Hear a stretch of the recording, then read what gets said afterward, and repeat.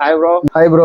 நேத்து மேட்ச் பாத்தீங்களா இல்லையா? நான் சொன்ன மாதிரி பங்காளி உள்ள வந்துட்டானா? ஆமா ப்ரோ. என்ன மும்பை இந்தியன்ஸ் கம்பேக்ல ஃபர்ஸ்ட் 5 மேட்ச்ல 4 மேட்ச் லாஸ். இந்த மேட்ச் அடிச்சு எல்லாத்தையும் காலி பண்ணிட்டு வந்துட்டாங்க. அவ்வளவுதான். மத்த 3 டீமுக்கு எல்லாரும் அப்படியே நடுங்கி இருக்கும். ஃபர்ஸ்ட் 5ல 4 லாஸா, 8ல 7 வின். ஒரே ஆள் தான் பும்ராவோட கம்பேக்.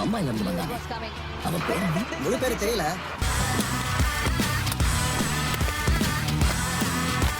Correct bro. நேத்து யாருக்கு சொல்லுவான். என்ன கேட்டா நேத்து வந்து பவுலிங்ல சாண்ட்னர், பேட்டிங்ல சூரியகுமார். அந்த பிட்ச்ல ஸ்லோ பிட்ச் ப்ரோ. அவனுக்கு நேத்து பாத்தீங்களா இல்லையா? சூரியகுமார் அதிகமா அடிச்சு ஆடவே இல்லை. கடைசி 2 ஓவர் பாத்துக்கலான்னு பொறுமையா கொண்டு போய் கடைசி 2 ஓவர் காலி பண்ணிட்டான். நம்ம தீர சமயம் ஆடணும். சூப்பரா ப்ரோ. சூர்யாலாம் வந்து மாஸ்டர் பீஸ் ப்ரோ. T20ல லெஜெண்ட் தான். மும்பை இந்தியன்ஸோட கம்பேக் எதனால நினைக்கிறீங்க? தோனி ஹார்ஸா கத்தி ஒரு செலிப்ரேட் பண்ணாரு பாத்தீங்களா? வான்கடல அடிச்சுட்டு.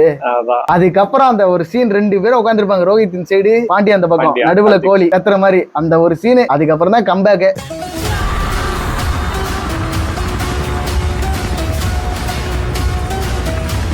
அவ்வளவுதான். இப்ப மத்த 3 டீமுக்கு இப்ப வந்து கோலியோட செலிப்ரேஷனாலதான் மும்பை இந்தியன்ஸ் உள்ள வந்துச்சா? அதுவும் ஒரு காரணம். அது மட்டும் இல்ல, சாண்ட்னரோட அந்த ஒரு பால். நீங்க வேற என்ன நினைக்கிறீங்க? அப்ப ராகுலோட செலிப்ரேஷனால தான் டெல்லி வெளில போச்சா? அது அப்கோர்ஸ் காந்தாரா செலிப்ரேஷன் சோழியை முடிச்சு விட்டாங்க.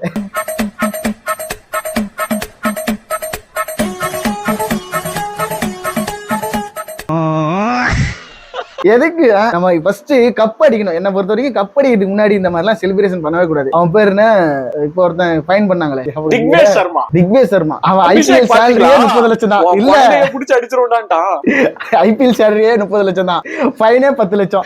இல்லங்க, நல்லா பவுலிங் போடுறான் திமிரு. ஆமா, ஒரு சில ஆட்டிட்யூட் இருக்கலாம். அதுக்கு மூஞ்சி கிட்ட எல்லாம் போய் அந்த செலிப்ரேஷன் பண்ணிர கூடாது. அது அவர் பண்ண பெரிய தப்பு. அதெல்லாம் வேற. இது வந்து இந்த சென்ட் ஆஃப்ன்றது வேற. ஸ்ரீசாந்த் பண்ண செலிப்ரேஷனா, விராட் கோலி பண்ண செலிப்ரேஷனா, இது வந்து ஒரு மாதிரி அபியூஸ் பண்ற மாதிரி இருக்கு. சரி, மும்பையை பத்தி பேசணும். டெல்லி 5 மேட்சுக்கு 4 மேட்ச் டாப்ல இருந்தாங்க ஃபர்ஸ்ட் ஹாஃப்ல. இப்ப எதனால இப்படி ஆனாங்க ப்ரோ? டெல்லில நான் பாத்தீங்கன்னு வைங்களேன், கேஎல் ராகுல ஃபர்ஸ்ட்ல இருந்தே ஒழுங்கா யூஸ் பண்ணல. ஓகேவா? குல்தீப் யாதவ ஒழுங்கா யூஸ் பண்ணல.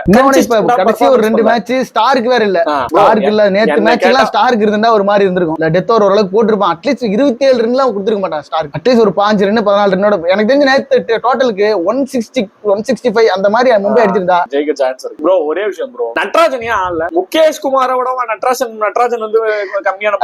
அது என்னன்னா, அதுக்கு முன்னாடி மேட்ச் ஜிடில அடி வாங்கினாப்ல. காரணம் 2 பேருமே டிஎன்பிஎல்ல தமிழ்நாட்டு பிளேயர். அவனை பத்தி சொல்றேன். சாய் சுதர்சன் அடிச்ச உடனே அடுத்த மேட்ச் அவனை கழட்டி விட்டானுங்க. அதுக்கு முன்னாடியுமே நட்ராஜன் ஆடல. நான் இந்த ஜிடி மேட்ச்க்கு வரேன். அதுக்கு முன்னாடியுமே நட்ராஜன் விளையாண்ட ஃபர்ஸ்ட் மேட்ச் இந்த ஜிடி தான் இந்த வருஷத்துல. அதே மாதிரி நட்ராஜன் யாராவது ஓப்பனிங் பவுலிங் போட வச்சு பாத்துருக்கீங்களா? அதான் பண்ண பெரிய தப்பு ப்ரோ. நட்ராஜன் நம்ம சிஎஸ்கே பத்திரானா எப்படியோ நட்ராஜன் கடைசி 5 ஓவர் 3 ஓவர் நட்ராஜன் எதுக்கு இவங்க வந்து. அதே மாதிரி நீங்க வந்துட்டு டெல்லி கேபிட்டல்ஸ் உடைய இதெல்லாம் எடுத்து பாருங்களேன். டெல்லி கேபிட்டல்ஸ் உடைய கோச்சிங் டீம் பாத்தீங்கன்னு வைங்களேன். டெல்லி கேபிட்டல்ஸோட இதுல ஹேமந்த் பதானி, கெவின் பீட்டர்சன், இந்த மாதிரி 2 பேருமே வேற வேற மாதிரியான கான்ட்ராஸ்டிங் கோச். அது கூட இவங்களுக்கு பாதிச்சிருந்துடலாம். அது மட்டும் இல்ல, கேஎல் ராகுல் வந்துட்டு கெவின் பீட்டர்சன் 2 தடவை இன்டர்வியூல கெவின் பீட்டர்சன் முன்னாடியே வச்சு அபியூஸ் பண்ணான். அதனால அவங்க டீமுக்குள்ள ஒழுங்கா அதுவும் இல்ல போல இருக்கு. ஃபர்ஸ்ட் ஹாஃப் ஏதோ ஃப்ளூக்ல ஜெயிச்சிட்டாங்க. அப்படி பார்த்தா நிறைய மேட்ச்லாம் கிடையாது. உண்மையாலுமே டீம்ல இருந்த எல்லாருமே ஃபார்ம்ல இருந்த பிளேயர், சூப்பர் ஃபார்ம்ல இருந்த பிளேயர். இவங்க வந்து ஓப்பனிங்ல அதிகமா ஃபேப் டுப்ளசிஸ நம்பினாங்க. வயசாயிடுச்சு. டூப்ளசில அவ்வளவுதான் ப்ரோ. இதுக்கப்புறம் அவர் ரிட்டையர் ஆயிருந்து நல்லது. தலைவன் சிஎஸ்கே ஆர்சிபில கூட நல்லா தான் இருந்தான். அதோட முடிஞ்சது. 40 வயசு ப்ரோ டூப்ளசிக்கு. டோனிக்கு அடுத்து 41 நினைக்கிறேன் டூப்ளசிக்கு. டிவிலியர்ஸ் டூப்ளசில ஒரே வயசான ஆளுங்க. ஃப்ரெண்ட்ஸ் 2 பேரும் ஸ்கூல்ல இருந்தே ஃப்ரெண்ட்ஸ். டிவிலியர்ஸ் ரிட்டையர் ஆகி 4 வருஷம் ஆகுதுன்றேன். 21ல ரிட்டையர். IPL international 2018 ஆயிட்டாப்ல. எனக்கு தெரிஞ்சு கரெக்டான டைம்ல எந்த பீக்ல இருந்தப்போ ரிட்டையர் ஆன ஒரே ஆள் எனக்கு தெரிஞ்சு டிவிலியர்ஸ் மட்டும் தான். வேற யாராவது சொல்லுங்க. பீக்ல இருந்த போதெல்லாம் இல்ல ப்ரோ. கடைசி டெஸ்ட் மேட்ச் ஓகே. அதுக்கு முன்னாடி அவர் சரியா ஆடலையே. கடைசி டெஸ்ட் மேட்ச் அடிச்சு அவுட் ஆனாரு. அது வேற. நான் சொல்றது நல்ல, அதாவது இவரெல்லாம் இப்ப ரிட்டையர் ஆக அந்த பீக்ல இருந்தான் டிவிலியர்ஸ்லாம்.